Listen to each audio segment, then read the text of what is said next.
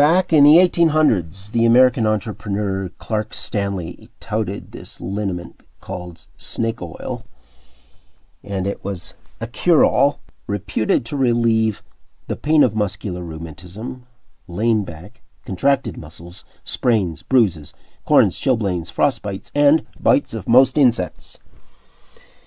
This original product became a sensation and inspired a generation of salesmen offering their own version. Subsequently, these products were found to be fraudulent. They had no medicinal value at all, and apparently they didn't even contain snake oil. Well, today we're going to look at a very useful method for evaluating a lot of limits. This is different from some other theorems that we've looked at, the squeeze theorem, intermediate value theorem, all of which you could look at and believe the statement even though you haven't seen a formal proof that would satisfy a mathematician. Patels Rule is different because you can look at it. Well, we haven't looked at it yet, but when you see it, it's something you would say, that looks like snake oil. I mean, I don't know why it should work. You know, we could try to justify it, but at this introductory level in our courses, we just don't find it's worth it. It's too much effort. And we just offer this technique as some kind of magic potion, a black box, right? Just tell you it works. Fortunately, it's not that hard to use. There are some pitfalls, and we'll talk about those. Students who are not careful might run into trouble using Patels Rule, but I would say most students are successful at using it, and they just do it without questioning why. It's just like snake oil. Well, before we talk about what Patels Rule says, we'll talk about the indeterminate forms, where it applies, and what does indeterminate mean. There's a closely related notion of undefined for arithmetic, and if you think about the rule, you've been told that you cannot divide by 0. Hopefully everybody knows that. You might even know why. I'm going to go through the explanation for the why we can't, because it's important. If people just going around thinking that mathematicians make up rules and exceptions to be difficult, that's a notion that we want to dispel. And this is a rule that is there for a reason. If we try to find a value for 5 divided by 0, if 5 over 0 equals something, then what we're asking is, what can you multiply by 0 to get 5? After all, division is the opposite to multiplication. You can just cross multiply and convert this into a multiplication problem. But you know that there's nothing that you can multiply by 0 to get 5. And that means there is no value that goes in for 5 over 0. 5 over 0 is simply undefined. Now, for 0 over 0, this is a little bit different, because if you try to find 0 is what times 0, what can you multiply by 0 to get 0? Yeah, well then there are possible answers. There are, in fact, many solutions. So 3 is a solution. 7 is a solution. Anything's a solution. Even 0 is a solution. But you cannot allow 0 over 0 to equal 3, because then you'd have to also, by rights, make 0 over 0 equal to 7, and then that would mean, well, 3 would have to equal 7, and now you are in a deep pickle. So you cannot allow this. So once again, 0 over 0 is undefined, but it's undefined for a different reason than before. This is the indeterminacy issue. It's not that there are no values that work. It is that you cannot tell which value works, so none of them should be allowed. So I point out that division by 0 is not allowed, but for different reasons. So for 5 over 0, 0 over 0 are both undefined, but indeterminacy is the problem for 0 over 0. It's not a problem for 5 over 0. That's not indeterminate. It's just simply undefined. Now, we encounter indeterminate forms in calculus, in particular taking limits. And here's a limit you should have seen by now. Should be able to compute it. We say that it has indeterminate form infinity over infinity, because top and bottom are both going to infinity. So what should be the limit? Well, just from the rough description of the indeterminate form, you cannot tell from that what the limit should be.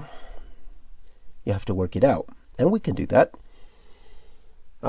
You have a method for dealing with such limits. I divide top and bottom by x, and that converts from an indeterminate form, infinity over infinity, to a determinate form, where top is this time, top is going to 3, bottom is going to 1. So the limit is 3. Just by rewriting the thing, you can see that. Use the limit laws, and it comes out as an answer of 3. Now, when we start talking about the indeterminate forms, students think they have a right to say that the limit is infinity over infinity. Well, it's not equal to infinity over infinity. You cannot write infinity in an equation. You cannot write infinity over infinity in an equation. You cannot say the limit is infinity over infinity. So that does not work. And it's a big no-no. So it's just like writing 0 over 0. Well, it's even worse, because 0 at least exists, but infinity doesn't. Infinity is not a number. Well, okay, so it's not a real number. So it's not a number in the real number system. Let me be precise here. If you were to allow infinity over infinity to be 3, then by rights, infinity over infinity is going to be 7. Oh, well, that means 3 must equal 7. And once again, this does not make sense. You cannot allow this, for obvious reasons, I hope. And now you say, well, wait a minute, didn't I get the right answer? I got 3 for an answer. So it doesn't matter what the steps are if I got the right answer, right? The end justifies the means. Well, no. So 3 is not the answer. This is the answer. This is what the teacher is looking for. And I need to have a video up on my website about this, but I'm going to have to put that on hold for another time and just say, when we write this thing here in the middle, infinity is just a symbol. It's not a number. What we have written is a shorthand for some mouthful of a statement, which goes something like this.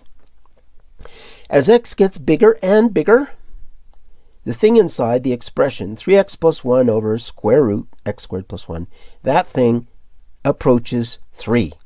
And it gets closer and closer to 3. Closer to 3, the bigger x gets. And you can make this expression get as close to 3 as you want by just making x big enough. Now, that's a mouthful. But in that mouthful, I never talked about infinity, because it isn't there. I was only using numbers. I was only talking about actual numbers, not infinity. So the lazy 8 symbol is a shorthand, is all it is for us. Now, infinity over infinity forms are not the only indeterminate forms. So we still have a 0 over 0 indeterminate form. Infinity over infinity, 0 times infinity, infinity minus infinity, 0 to the 0 forms. And I've given you an example of each of these, and there's a variety of indeterminate forms. So in every indeterminate form, what's making it indeterminate is that there are two opposing forces, that it's like an irresistible force meets an immovable object. Which one wins, So look at the force line as an example. That's the infinity minus infinity type. So I have, as an example here, a difference of two tangents. And both of the tangent terms are going to infinity. And the first tangent term wants to pull the entire expression up to plus infinity. And the second tangent term wants to drag it down to minus infinity. And so the question is, which one wins? Anytime you have an indeterminate form like this, you cannot tell just from that simple description which one is going to win. I mean, conceivably, based on the indeterminate form being infinity minus infinity, the limit could be infinity or minus infinity or 0 or 7 or negative 11 or anything in between, or possibly nothing at all. Possibly this thing could just oscillate forever and not even have a limit. All of those are possible until you actually work through the details and find out what the answer is, if there's a limit, what it is. Now, when we get to Patels Rule helps us with only the first two rows of the table. It applies to indeterminate forms 0 over 0 or infinity over infinity, or plus or minus thereof. So these are the quotient forms, only the quotients. So let's first of all state Patels Rule. Suppose you have a quotient, f over g, in indeterminate form. The limit has the form 0 over 0, or infinity over infinity, or minus or something, which means either top and bottom are both going to 0, or top and bottom are both going to infinity, or plus or minus infinity. I don't care where x is going. It could be going to a number, a, or it could be a one-sided limit, like going to a from the right or the left. Or x could be going to infinity, or x could be going to minus infinity. All of those situations are covered. So how do you compute such an indeterminate form for a limit? Well, you take derivative top and bottom. Take the limit of f prime over g prime. If that limit exists, then that is your answer for the original limit. All right. Well, big mystery why this should work. There's no particular reason why, so taking derivative top and bottom, well, that just sounds like snake oil. Well, let's try it and see. So here's a good test case. This is a 0 over 0 indeterminate form, and it's one we already know, which is why it's a good test case. We worked this out using some geometry, some squeeze theorem. Let's try Patels Rule, see if we get the same thing. Top and bottom are going to 0. So we can apply Patels Rule, take derivative top and bottom. Now we have the limit of cos x over 1.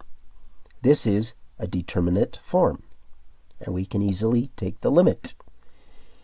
Top is going to 1, bottom is 1, the limit is 1 over 1, that's 1, which, by the way, is the right answer. We already know this to be the limit. Another example, this is possibly familiar. Limit of cos x minus 1 over x squared. Again, top and bottom are going to 0 as x goes to 0. So it's a candidate for Patels Rule. Take derivative top and bottom. Now we have the limit of minus sine x over 2x. Now, top and bottom are still both going to 0. What do you do? So you could just apply Patels Rule again, because it's still indeterminate. You can work out this limit again using Patels Rule. It's the limit of, take top and bottom derivative, the limit of minus cos x over 2. This is now a determinate form. Top is going to minus 1, bottom is 2. The answer is minus a half. So in some situations, one application of Patels Rule is not enough. You need to apply it twice, or 3 times, or however many. Sometimes you could wonder if you're ever going to get anywhere by applying Patels Rule, and maybe not. Maybe it's just going to keep getting worse. We'll see situations like that. But here is another one of our indeterminate forms, and it's not a quotient.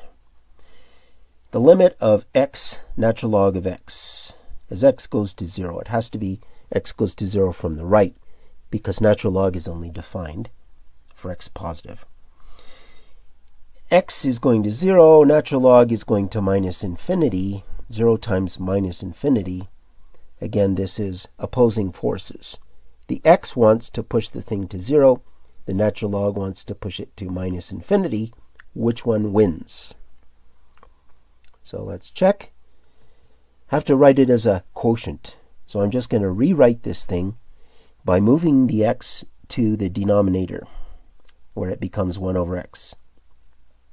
So I'm not taking L'Hopital's rule yet, I'm just rewriting this thing so that I have a quotient that I can use, that I can apply L'Hopital's rule.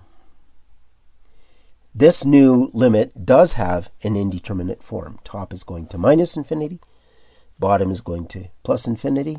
This is one of the quotient forms that's covered by L'Hopital's rule. So take derivative top and bottom. Now this is a little complicated looking, fractions inside fractions. Be careful. It's indeterminate, yes. You have infinity over minus infinity, but don't try taking L'Hopital's rule, because then the fractions just get worse. Instead, simplify. And if you do, you're taking the limit of minus x, and the limit is then just 0, and that's correct. So not every step has to have L'Hopital's rule. Simplify whenever possible. Why did we move the x to the denominator, you could ask? Well, what if I said I'm going to rewrite my product as a quotient like this? Keep x in the top, move natural log to the bottom, it becomes a 1 over natural log in the bottom. Now we have another indeterminate form, 0 over 0. L'Hopital's rule should be a good thing to use. Take derivative top and bottom. Once again, you can simplify this, but you discover that this does not help because it's more complicated than the original expression. And if you try to rewrite it as a quotient and then apply L'Hopital's rule again, depending what you do, but quite likely you're just going to keep making things worse. So there are situations when you try to use L'Hopital's rule and it doesn't seem to be working. And there's no guarantee, in fact, that L'Hopital's rule will ever reach an answer this way. It could just get worse and worse. You could end up going in circles, whatever. Now here is another one of our indeterminate forms, 0 to the 0. X is going to 0 from the right. 0 to anything should be 0. Anything to the 0 should be 1. So there's the push-pull, and which force wins? So does this go to 0, 1, or something else in between? Who knows? Well, we work it out using our previous step, which is convert this into e to the power x natural log of x, just using properties of exponentials and logs. And we know the limit of x natural log x, that's 0. So e to the 0 is 1. So we actually used the continuity of the exponential function for this. Here's another example, an exponential with a polynomial in the denominator. What we should understand from these examples is the exponential function is going to win because exponentials grow faster than polynomials. But we can use L'Hopital's rule to get the answer. First observe that this is an indeterminate form, infinity over infinity. Take a derivative, top and bottom. Still indeterminate, infinity over infinity. Take another derivative, top and bottom. Still has the same indeterminate form. Take derivative top and bottom. Finally, after 3 applications of L'Hopital's rule, we get down to a determinate form. And now the limit is infinity. Here's an example of the infinity minus infinity indeterminate form. You can possibly use L'Hopital's rule here, but you'd have to figure out how to rewrite it in a way that makes it a quotient.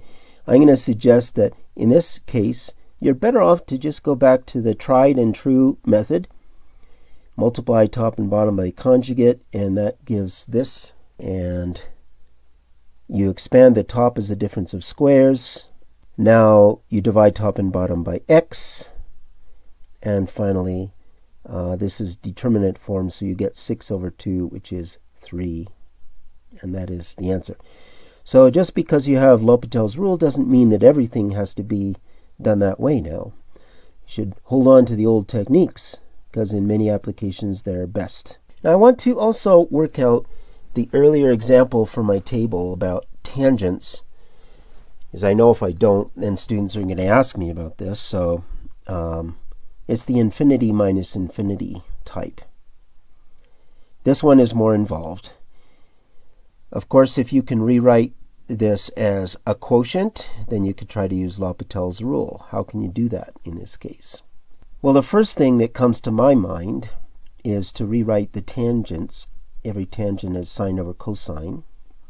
And then you can get a common denominator. This puts it into a quotient form, and it is the required form for Patels Rule. So yes, you can use Patels Rule at this point. But now let me observe that the top can be simplified by using the sine of a plus b identity. And then this makes a remarkable simplification of the whole thing. And this is now an indeterminate form, 0 over 0. And from here, I'm going to use Patels Rule, take derivative top and bottom, and now it's no longer indeterminate. The top goes to -1, and it turns out that the bottom goes to 0. But if you take x to be a little bit less than pi, then the bottom is actually a small positive number approaching 0, and that makes the whole thing negative. And so from that you infer that the limit is minus infinity. So a combination of Patels Rule with just rewriting the expression. Now I want to point out some of the pitfalls with using Patels Rule. Where do students get trapped? A lot of these pitfalls I've already mentioned in the context of previous examples, but I should stress that Patels Rule only applies to indeterminate forms 0 over 0 or plus and minus infinity over plus and minus infinity. You cannot use it for example, products. This is a big pitfall. Do not confuse Patels Rule with the quotient rule. Once students see Patels Rule, they start mixing it up with the quotient rule. So for example, what's the limit of f over g? A lot of students just start writing the derivative of f over g, which is given by this thing, the quotient rule. This is not correct. This is not f prime over g prime. It's not what we want. So what we want is actually simpler than the quotient rule. But the thing that I also see is students, once they've seen Patels Rule, they forget the quotient rule, and now they think that the derivative of f over g is f prime over g prime, and it's not. It's definitely not. Here's a pitfall, a big one. Students, when they have seen Patels Rule, tend to say, oh, this is the new thing, this is all I need, forget the old stuff, and this is a big problem. There are times when Patels Rule does not work. There are times when it works, but is much more work than the old way. So don't forget the old ways of computing limits. Here's an example of an indeterminate form, infinity over infinity. If you use Patels Rule, I guess 4 times, then you'll get the answer if you do all the derivatives right. But gosh, this is something that you just divide top and bottom by x to the 4th, and it works out very quickly. So for the purpose of making life easier and more likely to get the correct answer, please remember the limit laws and all the stuff you knew about limits. This is another pitfall. Read the fine print when I stated Patels Rule. Patels Rule does not apply unless the limit of f prime over g prime actually exists. Oh, did I see that? Was it that? Yeah, it was there. I wrote it. Here's an example, and this is a pretty straightforward limit. This is one where top and bottom are going to infinity. It's an indeterminate form. And once you've seen Patels Rule, you'll be tempted to say, well, I'll just take Patels Rule, and I get the limit of 2 plus cos x over 5. Now that just oscillates up and down between 1 over 5 and 3 over 5. Just oscillates. There's no limit. This is wrong. Patels Rule does not apply here because the limit of f prime over g prime does not exist. your original limit really does exist. The limit there is 2 over 5, 2/5. You can actually just divide top and bottom by x if you like. And the limit of sine x over x is 0. And so overall the limit is 2/5. So what's the moral of this? When you apply L'Hopital's rule, possibly repeatedly, you're hoping that eventually you get to a limit that actually exists. If you don't, then that doesn't say that the original limit doesn't exist. It just says that you have to scratch out everything you've done and look for something else that might work. So there are a lot of pitfalls to avoid. Anyway, good luck using L'Hopital's rule to evaluate limits.